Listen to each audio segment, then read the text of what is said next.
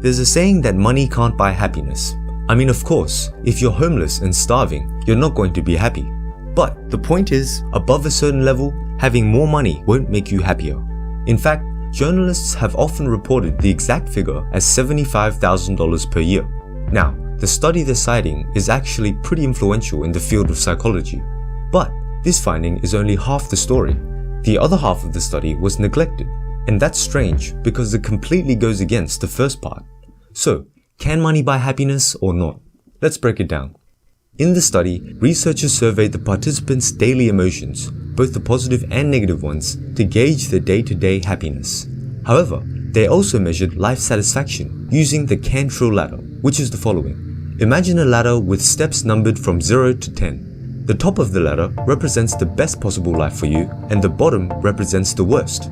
Which step do you think you're on at this time? Now, these were the results. So it's true that on average, after $75,000 of income, people's daily happiness was capped. This is seen by the fact that for all three measures, feeling positive, not feeling down, and feeling stress-free, the line eventually flattens.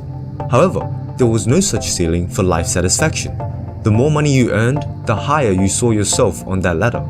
If you look at it this way, then yes, money can buy happiness. In fact, this deeper satisfaction about how your life turned out may even be more important than the daily fluctuations in happiness. Yet, this was the part that got left out. In the end, the two conflicting results led to the key message of this study, that there are two types of happiness. The happiness you get when you're experiencing your life, and the happiness you get when you're reflecting on your life. So yes, money might not do much for our day-to-day happiness. However, it does make us happier about our life by adding to the sense that we've made it. Now, these two selves will often collide. For example, if you're watching a movie and you're really enjoying it, but the ending is bad, you'll feel like it ruined the whole experience. This is the reflective part of you speaking. But in terms of actual experience, on average, you enjoyed the movie. Now, this can be applied to another paradox in our lives, having children. If you measure people's day-to-day experiences, you'll find that children bring you about as much happiness as doing housework. This shouldn't be too hard to believe. Children are constantly crying, nagging, and throwing tantrums. Yet, when you ask people to reflect on their children, they'll often say they're the best thing that's ever happened to them. So why does this discrepancy between the experiencing and reflecting self exist? Well, it all has to do with peak experiences. Peak experiences are any event which bring intense emotion, whether positive or negative. So, when it comes to children, this might be the first time your child says that they love you. When we look back on our lives, these are the moments that stick out, and therefore, these are the moments we use to evaluate our life, not the day-to-day stuff.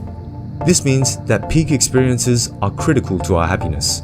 You might feel like the daily happenings in your life should amount to something, but they don't. They're mostly forgotten. This might sound a little sad. However, it allows for a very interesting phenomenon. Your day-to-day happiness level can be quite low, but if you sprinkle in there some positive peak experiences, you can still look back and be happy with how your life turned out. So, what's the latest peak experience you remember?